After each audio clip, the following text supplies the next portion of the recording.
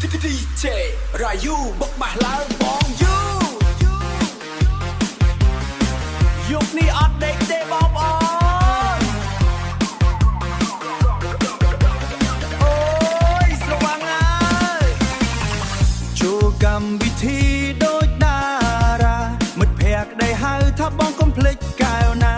ស្រីអង្គុយញឹមខ្ញុំអង្គុយគៀមួយកែវពីរកែវចាប់ដើមភ្លេចផ្លូវទៅផ្ទះណា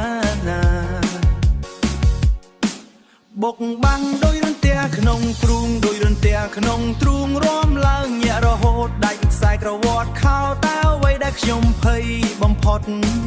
ម៉ែក្មេកអង្គុយមើលមុខឡើងស្ងួនអូយអើយខ្ញុំស្រវឹងពេកហើយ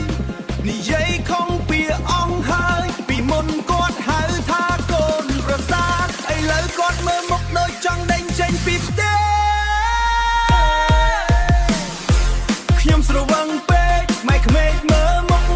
កាន់កែវស្រាដល់ជើងរអិលជំពំនឹកថាគាត់ញញឹមតែគាត់ខឹងខ្លាំងខ្ញុំរំនៅមុខគាត់ដូច DJ កណ្ដាលឆាហេបងយូបុកបាំងឲ្យលន់យប់នេះខ្ញុំស្រវឹងមិនដឹងខ្លួន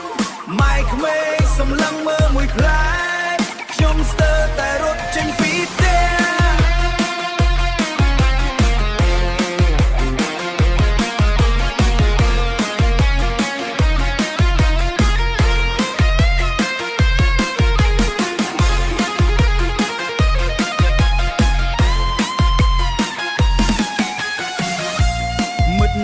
ស្រែកថាបងកុំផឹកទៀតតែភ្លេងឡើងខ្លាំងបេះដូងចង់ហោះហើរខ្ញុំទៅជូនពោម៉ែក្មេកតែបែរជាចាប់ដៃខ្ញុំហើយញញថ្មិញ DJ ទៅវិញរំកន្ត្រាក់ដូចនៅផ្ទះរំកន្ត្រាក់ដូចនៅផ្ទះភ្លើងក្លឹបបាញ់ឡើងភ្នែកស្រវាងសងសាខ្ញុំទាញដៃថាឈប់ទៅតែខ្ញុំថាចាក់មួយបត់ទៀតសិនទៅខ្ញុំស្រវឹងពេកម៉ែក្មេកមើលមុខ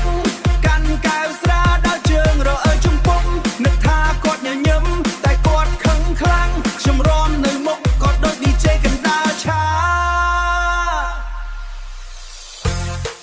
ថ្ងៃខ្ញុំសុំទោសម៉ែក្មេកតែយប់នេះសំញាក់មួយយប់សិន DJ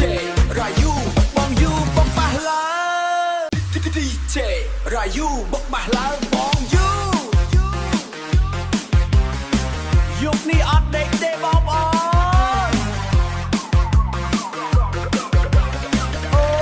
យស្រវាំងហើយចូលកម្មវិធីដូចតារាមិត្តភក្តិដែលហៅថាបងកុំភ្លេចកែវណាស្រីអង្គុយញឹមខ្ញុំអង្គុយគៀមួយកែវពីរកែវចាប់ដើមភ្លេចផ្លូវទៅផ្ទះណាបុកបាំងដោយរន្ទះក្នុងទ្រូងដោយរន្ទះក្នុងទ្រូងរំឡើងញាក់រហូតដាច់ខ្សែក្រវ៉ាត់ខោតើអ្វីដែលខ្ញុំភ័យបំផុតម៉ែក្មេកអង្គុយមើលមុខឡើងស្ងួនអូយអើយខ្ញុំស្រវឹងពេកហើយនិយាយខំពីអង្គហើយពីមុនគាត់ហៅថាកូនប្រសាទឥឡូវគាត់មើលមុខដូចចង់ដេញចេញពីផ្ទះខ្ញុំស្រវឹងពេកម៉ែក្មេកមើលមុខកាន់កែវស្រាដល់ជើងរអិលជំពំនឹកថាគាត់ញញឹមតែគាត់ខឹងខ្លាំងខ្ញុំរំនៅមុខគាត់ដូច DJ កណ្ដាលឆាហេបងយូបុកបាំងឲ្យលន់យប់នេះខ្ញុំស្រវឹងមិនដឹងខ្លួនម៉ែក្មេកសម្លឹងមើលមួយផ្លែខ្ញុំស្ទើរតែរត់ចេញពីផ្ទះ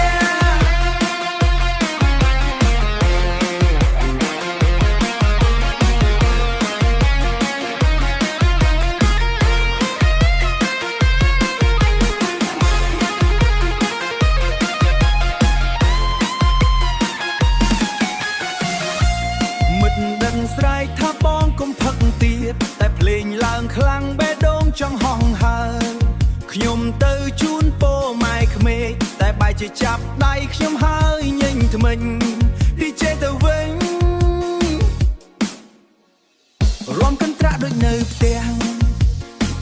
រួមកន្ត្រាក់ដូចនៅផ្ទះភ្លើងក្លឹបបាញ់ឡើងភ្នែកស្រវាងសង្សារខ្ញុំទាញដៃថាឈប់ទៅតែខ្ញុំថាចាក់មួយបត់ទៀតសិនទៅខ្ញុំស្រវឹងពេកម៉ែក្មេកមើល